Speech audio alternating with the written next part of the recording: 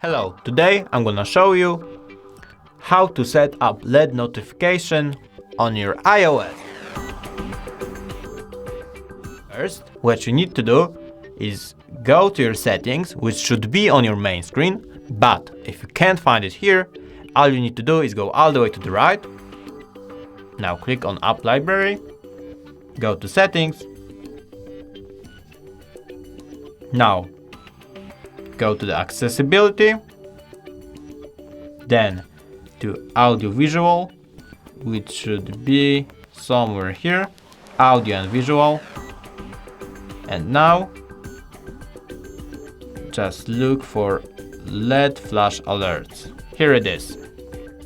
Turn it on or off, however you like.